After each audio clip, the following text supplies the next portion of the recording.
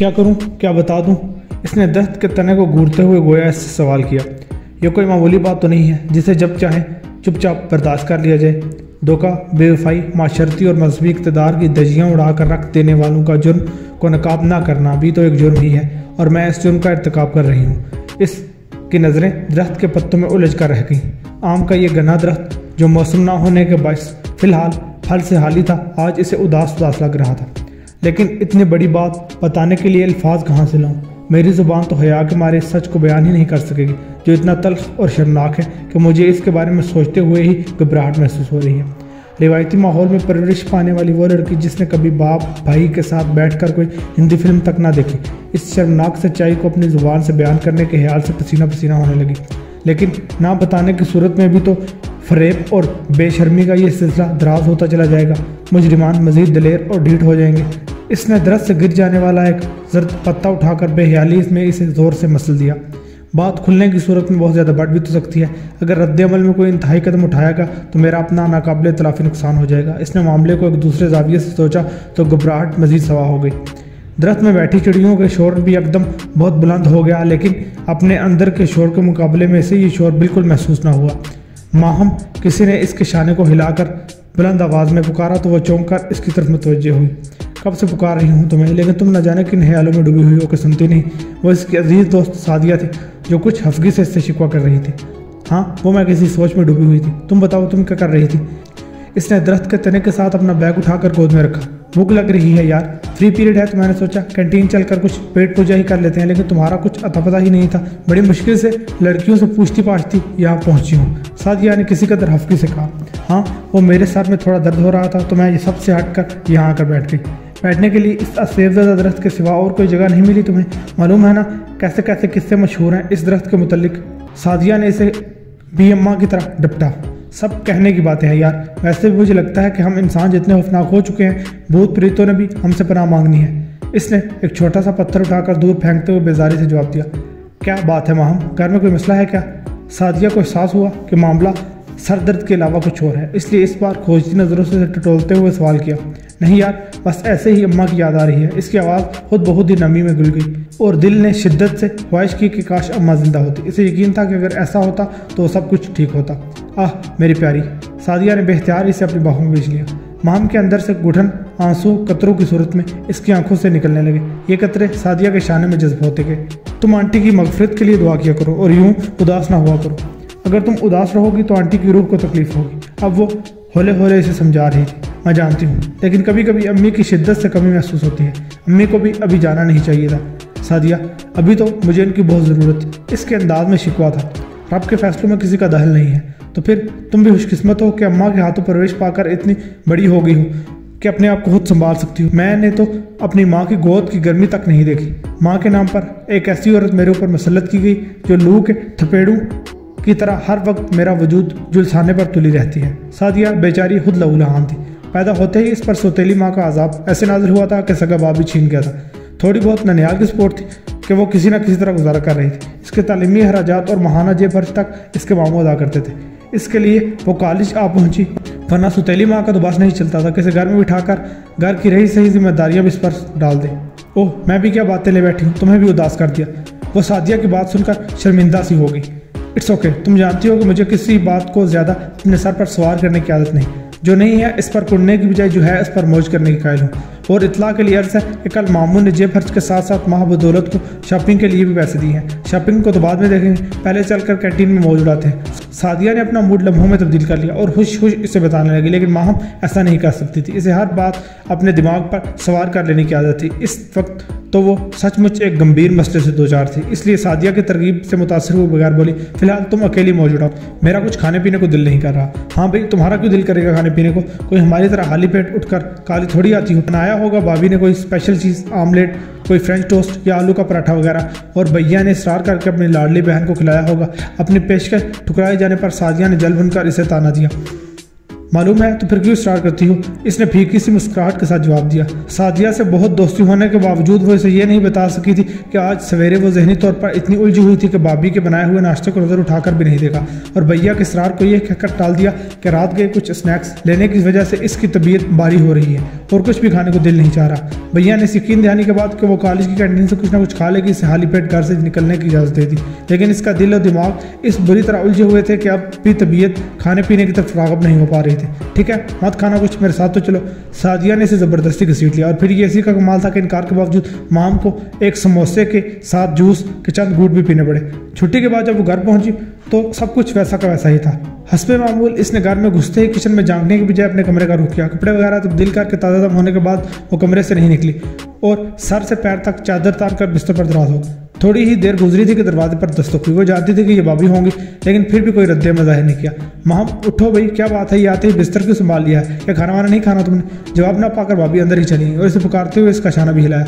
अब मजीद अदाकारी मुमकिन नहीं थी कि सब जानते थे इसकी नींद बहुत अच्छी है और ज़रा सी आहट पर भी नींद खुल जाती है। प्लीज़ सोने देना भाभी, रात ठीक से नहीं सो सके इसलिए इस वक्त नींद आ रही। नाचार इससे आंखें खोलकर भाभी को जवाब देना पड़ा। खाना खाकर सो जाती तो अच्छा था। अभी थोड़ी देर बाद तुम्हारे भाई का फ़ोन आ जाएगा ये पूछने के लिए कि मेरी बहन ने खाना खाया है या नहीं। मैंने कैंटीन से खाना खा लिया था, मेरा पेट भरा हुआ। इसने नज़रें चुराते हुए बहाना किया। सच कह रही हो या कोई और बात है? उन्होंने गहरी नज़रों से इसका जायजा लिया। कोई और बात भला क्या होगी?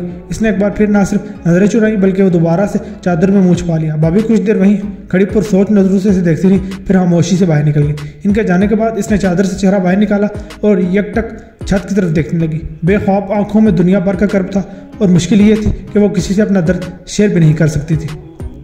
जदीद तराश शराज के खूबसूरत लिबास में मलबूस वो औरत खुद भी अच्छी खासी खूबसूरत और पुरकशिश थी, लेकिन शॉपिंग मॉल की सीढ़ियाँ चढ़ते हुए इसके अंदाज में एक महसूस की जाने वाली घबराहट थी।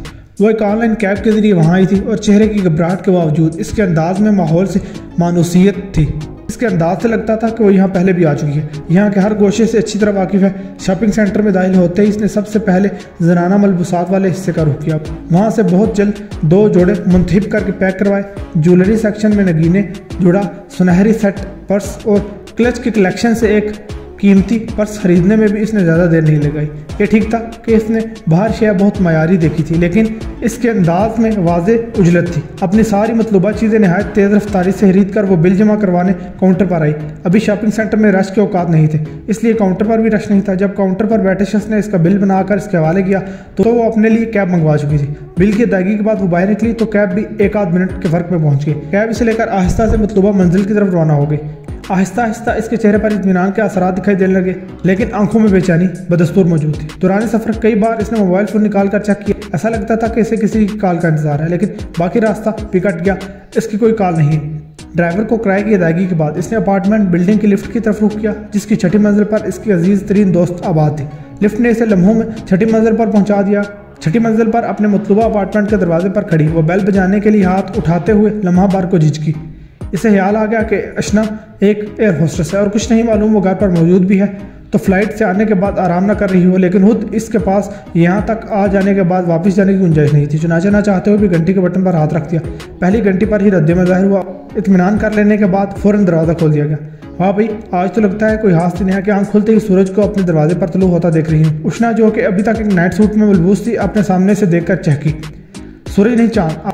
आप भूल रही हैं कि आपकी सहेली को 14वीं के चांद से तशबीह दी जाती है। वो हंसती हुई उष्णा के गले लग गई। कौन कम वक्त भूल सकता है इस बात को? तुम्हारी वजह से तो हम में से किसी को लिफ्ट नहीं मिलती थी। डिपार्टमेंट का हर ढंग का लड़का तुम्हें देखकर आहें भरता। हम सब बेचारियां तो देखती ही रह जाती कि कोई तो हमारी तरफ भी देखे। इसे अपने हाथ में लिए अंदर भरते हुए उष्णा ने मसनूई हसरत का इजहार किया। बस इतनी भी मासूम मजलूम ना बन। मैं तो जैसे जानती नहीं कि अब भी कितने आशिक तेरी जेब में पड़े रहते हैं। वो तो बेचारे कैप्टन ही हैं जो तेरी खातिर सब कुछ दांव पर लगा देने के लिए तैयार है। इसने उष्णा के शाने पर एक दब लगाई और हाथ में मौजूद शॉपिंग बैग मेज़ पर रखे। बस नाम नेहात आशिक ही हैं। सबको बीवी से हटकर महबूबा की तलाश मुझ तक लाती है और मुझे ऐसे मुनाफिक आशिकों से कोई दिलचस्पी नहीं। अपने लाइफ पार्टनर को धोखा देने वाला भी बंदा कोई लायक एतबार हो सकता है। हाँ ये तो है। उसने यूं ही उष्णा की ताकीद की। वैसे तेरी कहानी भी खूब रही। हुस्न पर मरने वाले अनगिनत परवानों के होते हुए भी शादी वही हालांकि बेटे से हुई। हाला ने बचपन में ही रिश्ता जो पक्का कर डाला था और हमारे अब्बा जुबान के इतने पक्के थे कि इसके बाद चाहे एक से बढ़कर एक रिश्ता सामने आ गया, लेकिन उन्होंने हाला को दी हुई जुबान से फिरना गवारा नहीं किया। इसके लहजे में हल्की सी तपश थी, जिसे महसूस किए बिना उष्णा बोली, खानदानी लोग अपनी जुबान से फिरते नहीं, और तेरा मियाँ कौन सा किसी से कम है? इतने प्यार मोहब्बत से बसाया हुआ है तुझे अपने घर में, जो जुबान से निकालती है वो पूरा करता है। इसकी भी लॉटरी निकली हुई है ना मेरी सूरत, और वैसे भी हाली होली पूरा नहीं करता, जवाब में हिदमतें भी करती हूँ उसकी। इसके अंदाज में एहसास बरतरी था और कुछ चुभन। इस बार उष्णा इसके लहजे को महसूस के बगैर न रह सकी और ज़रा तशवीश से बोली, सब खैर तो है ना यार, कोई मसला तो नहीं हुआ? नहीं यार, मसला तो कोई नहीं, वैसे ही बातचीत कर रही हूँ। इसने फीकी मुस्कुराहट के साथ सहेली को तसल्ली दी तो इसने भी खोज में पढ़ना मुनासिब न समझा और मौजू बदलते हुए पूछने लगी, लगता है शॉपिंग के लिए निकली हुई थी? बस ऐसी कोई खास बात नहीं, कुछ चीज़ें लेनी थी, आज अचानक मूड बना तो निकल पड़ी घर से। तुम्हारे लिए भी एक सूट लाई हूँ। इसने अपने खरीदे हुए जोड़ों में से एक निकालकर उष्णा के हवाले किया। सूट को देखते ही उष्णा की आंखों में उलझन उतर आई। गुलाबी रंग उसे कभी पसंद नहीं था और वो इसकी करीबी सहेली होने की वजह से ये बात जानती थी। थक गई हूँ यार, तुम ज़रा मुझे चाय तो पिलवाओ, तब तक मियाँ जी को फ़ोन करके तुम्हारे घर में मौजूदगी की इत्तला दे दूँ। उष्णा की आंखों की हैरत और उलझन से बेनियाज वो अपने मोबाइल फ़ोन पर मसरूफ़ हो चुकी थी। अभी लाती हूँ। उष्णा को याद आया कि इसने अभी तक नाश्ता नहीं किया। दरअसल वो उठी ही इसकी आमद से ज़रा पहले थी। रात के फ्लाइट से आने के बाद इसे सोते सोते देर हो गई कि आँख खुलते खुलते दोपहर हो गई। वो चाय और इसके साथ साथ हल्के फुल्के स्नैक्स लिए जब तक किचन से वापस आई तो वो कार से निमट कर फारिग हो चुकी थी और कुछ गुमसुम बैठी मोबाइल को देख रही थी। क्या हुआ, कुछ कह दिया है मियाँ जी ने? ट्रे मेज़ पर रखते हुए उष्णा ने खामोशी की वजह दरियाफ्त की तो इसने कुछ चौंक कर मोबाइल एक तरफ रखा और आहिस्ता से बोली, नहीं, बस हैरान हो रहे थे कि मैंने अचानक ऐसे कैसे शॉपिंग का प्लान बना लिया। चलो, कभी कभी ऐसा भी हो जाता है। फिलहाल तुम ये चाय पियो और ये बताओ कि खाने में तुम्हारे लिए क्या ऑर्डर करूँ? रहने दो यार, हम हाँ मेरे लिए तकल्लुफ़ करोगे? तुमने खुद खीरा, गाजर और चने शनों पर ही गुजारा करना है। वो देख सकती थी कि उष्णा ने ट्रे में रखे हुए स्नैक्स पर एक निगाह गलत नहीं डाली थी और चाय के साथ महज ब्राउन ब्रेड के साथ वो स्लाइस अपने लिए लेकर आई थी। हमारी तो मजबूरी है जर नौजवान और स्मार्ट नजर आने के लिए ये फाका कशी करना। सबके पास तो तुम्हारी तरह का सदाबहार हुस्न नहीं ना होता। कोई केयर ना करो तो भी हुस्न पर रत्ती बराबर फर्क नहीं पड़ता। उष्णा ने इतनी बेसादगी से ये अल्फाज अदा किए कि इसके होंठों पर मुस्कुराहट दौड़ गई। उष्णा कोई फर्द वाहिद नहीं थी जिसने इसके हुस्न के बारे में ये रिमार्क्स दिए हों।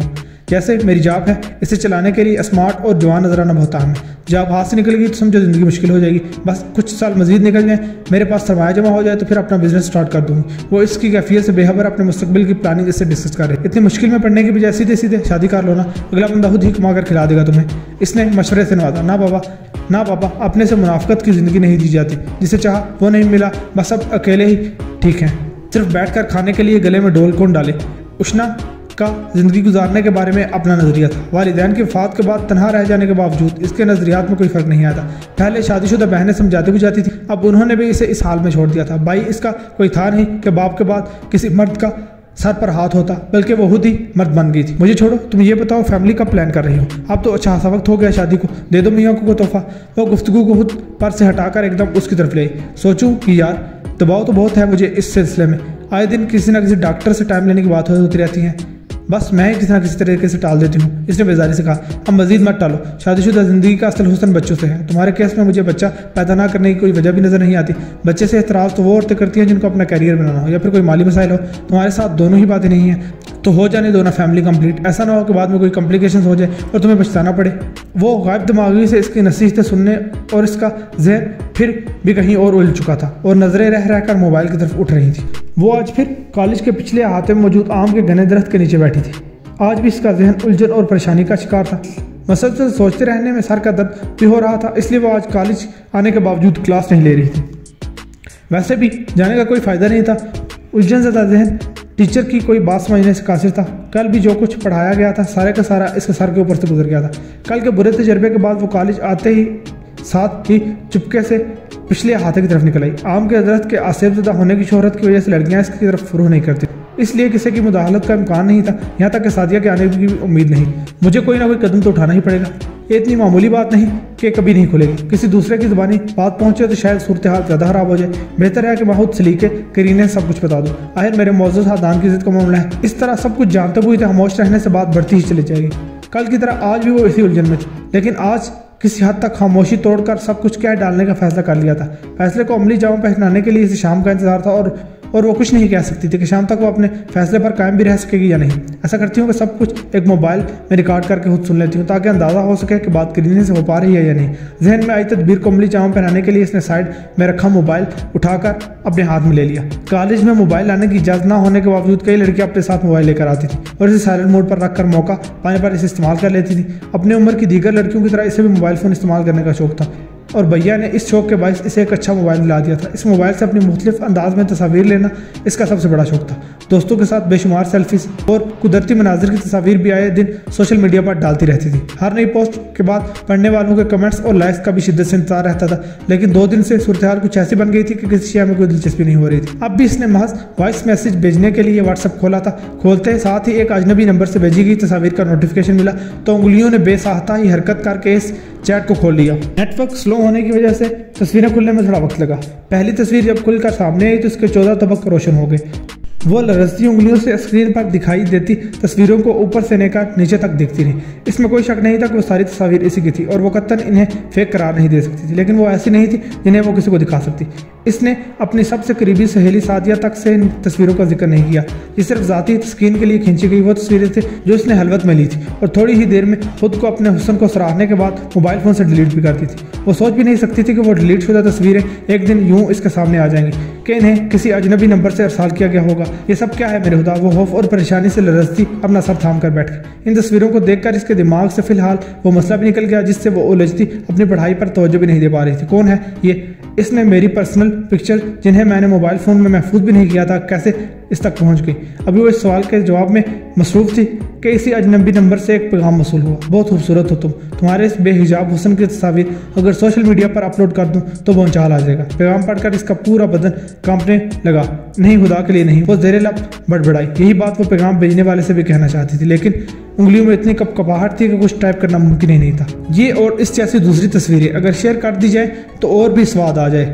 जब तक कोई असली या नकली का फैसला करे तुम शर्म के मारे खुदकुशी कर चुकी होगी। पैगाम के साथ एक और तस्वीर मजीद मौसूल हुई। इस तस्वीर को इसे देखकर ऐसा लगा कि इसका दिल ही बंद हो जाएगा। वो एक मर्द के साथ इसकी नहायत शर्मगाह तस्वीर थी। तस्वीर में मर्द की सिर्फ पूंछ दिखाई दे रही थी जबकि वो खुद इसका चेहरा बहुत नुमाया था।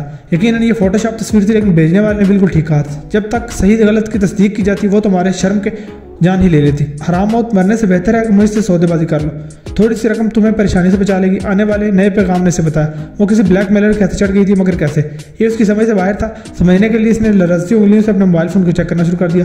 थोड़ी देर की कोशिश के बाद इसे याद आया कि वो सारी तस्वीर इसने मोबाइल से नहीं ली थी।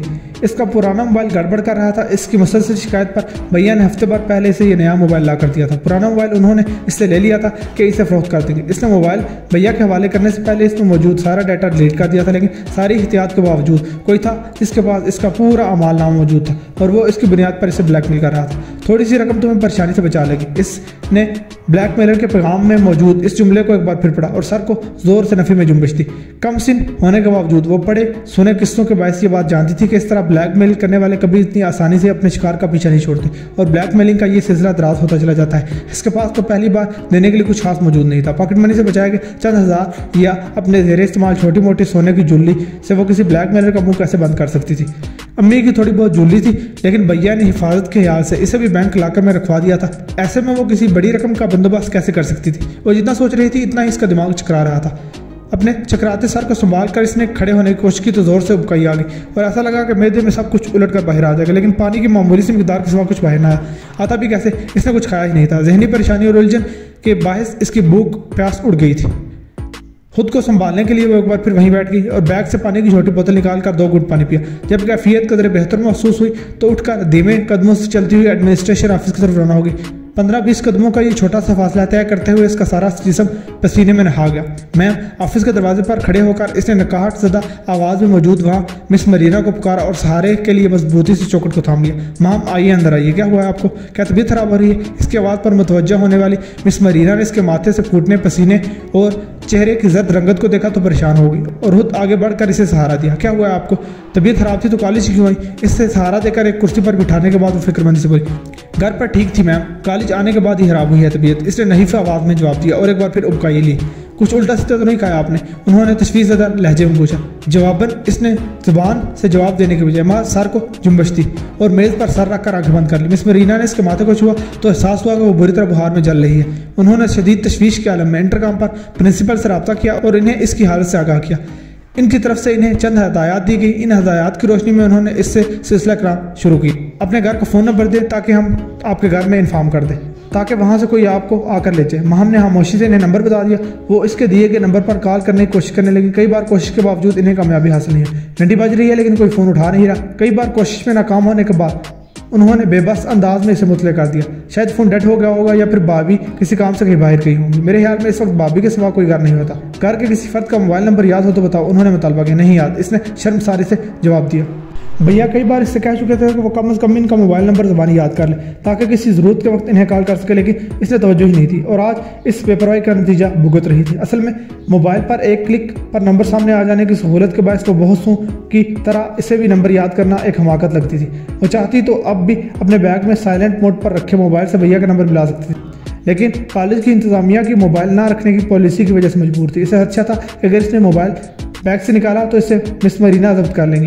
मोबाइल नंबर याद नहीं, लैंडलाइन पर कॉल नहीं लग रही और यहाँ तुम्हारी हालत ठीक नहीं है। ऐसे में तुम्हारी मदद करूँ तो कैसे करूँ? मिस मरीना की तशवीश में थोड़ी सी झंझलाहट शामिल हो गई। मुझे छुट्टी दे दे मैम, मैं घर चली जाऊँगी। घर कैसे जाओगी? तुम्हें लेने तो वैन आती है और वैन छुट्टी के वक्त ही आएगी। मैं रिक्शा कर लूँगी। मैम कैसी बातें कर रही हैं आप? वहाँ रिक्शे में अकेली बच्ची को, वो भी इस हालत में, कैसे भेजा जा सकता है? मिस मरीना को इसकी तजवीज़ कतई पसंद नहीं है। मेरी तबीयत बहुत ख़राब हो रही है मैम, अब तो मुझसे बैठे भी नहीं जा रहा। इसने अपने दोनों हाथ पेट पर रखते हुए एक बार फिर उबकाई ली। खाली पेट मुसलसल आने वाली उबकाइयों की वजह से इसकी आंतें खींचने लगी थी और पेट में दर्द भी शुरू हो गया था। अच्छा ये बताओ, तुम्हारे आस पड़ोस से कोई लड़की आती है तुम्हारे साथ कॉलेज? नहीं। अगर कोई लड़की आती होती तो इसके घर वालों के जरिए तुम्हारे घर वालों को कांटेक्ट कर लेती या इस लड़की के जरिए ही तुम्हें घर भिजवा देती। अब अकेले कैसे तुम्हें रिक्शे में घर भिजवाऊँ? मिस मरीना परेशान हो रही थी। आप सादिया को मेरे साथ भेज दे मिस, मैं इसे किसी के साथ इसके घर ड्रॉप करवा दूंगी। इसने तजवीज़ पेश की जो बहुत अच्छी ना लगने के बावजूद मिस मरीना को बाहर काबिल अमल लगी। उन्होंने आया को सादिया की क्लास से बुलवाने का भेजा। वो तो आज कॉलेज आई नहीं मिस साहिबा। कुछ देर बाद सादिया की गैर हाजिरी की इत्तला लिए आया वापस चलिए। ऐसा करें आया बाजी, आप रक्शे में इस बच्चे के साथ इसके घर तक चले जाए और इसे छोड़कर इसे रक्शे में वापस कॉलेज आ जाए। मुझे इसकी तबीयत बिल्कुल भी ठीक नहीं लग रही। हमारे लिए मसला खड़ा हो सकता है। वो देख रही थी कि इसकी हालत खराब से खराबतर होती जा रही है, इसलिए आया को इसने घर जाने की जिम्मेदारी सौंप दी। माहम से इसके घर का पता पूछकर चौकीदार के जरिए रिक्शा मंगवाया गया। ये आजकल की बच्चियाँ खाती पीती ही नहीं हैं, बगैर नाश्ता किए खाली पेट ही कॉलेज आ जाती हैं, इसलिए ऐसी दान पान और कमज़ोर है कि नाक पकड़ो तो दम निकल जाए। आया जी इसे सहारा देती हुई अपने साथ रिक्शे में बिठाते हुए बड़बड़ाई। वो नहीं जानती थी कि माम की इस हालत के पीछे जिस्मानी कमजोरी के बजाय शदीद ज़हनी दबाव कार फरमा है। रिक्शा इसके घर की जानिब गामजन हुआ तो इसने रिक्शे में एक दो बार इससे बात करने की कोशिश की। अगरचे चलती सवारी में हवा लगने से इसकी हालत में हासिल बेहतरी आ गई थी, लेकिन बात करने का दिल नहीं चाह रहा था, इसलिए इसने इनके सवालों का जवाब देने की बजाय आंखें मूंदने में ही आफियत समझी। इससे आगे कहाँ जाना है? रिक्शा वाले ने मतलूबा स्कीम के करीब पहुंचकर इससे दरियाफ्त किया। ड्राइवर की आवाज़ पर आंखें खोलकर वो रास्ते के बारे में हदायत देने लगी। बस यहीं रोक दे। अपनी गली के नुक्कड़ पर पहुंचकर इसने रिक्शा ड्राइवर को हदायत दी। असल में कोने वाले नज़ीर साहब के यहाँ तामीराती काम का आगाज़ होने जा रहा था और इस सिलसिले में मंगवाया गया तामीराती सामान कुछ इस तरह से इनके घर के सामने फैला हुआ था कि इसकी जानिब से गली के अंदर किसी सवारी के दाखिल होने का इम्कान नहीं था। माहम के जहन में ये बात नहीं आ रही थी, वरना वो दूसरी जानिब ही रिक्शे वाले को लेकर आ जाती। मेरे पास घर की चाबी है आया जी, मैं खुद उतर कर घर चली जाऊंगी, आप वापस कॉलेज चले जाइए। इसने बैग से दो तरफा किराए के पैसे निकाल कर रिक्शे वाले को देते हुए कहा। मिस साहिबा ने कहा था कि आपको आपके घर वालों के हवाले करके आऊँ। आया मुझे थी। इस बजरी और रोडों पर चलकर आ जाने की हिम्मत है तो आ जाए। इसके जवाब ने आया जी को जाग की तरह बिठा दिया। अच्छा बेटा तुम चली जाओ, हम यहाँ से बैठकर तुम्हें देखते हैं। वो रिक्शे से गर्दन निकालकर इस वक्त तक जंगती रही जब तक माम घर के अंदर नहीं चलेगी। चलो चलो भैया अब हमको वापस कॉलेज छोड़ दो। अपनी जिम्मेदारी बहीरो हुब्बी अंजाम देने के एहसास के साथ उन्होंने रिक्शे वाले को वापसी के लिए हरी बत्ती दिखा दी। इन्हें नहीं मालूम था कि आने वाले रोज़ इनका ये इत्मीनान शदीद पछतावे में बदलने वाला था।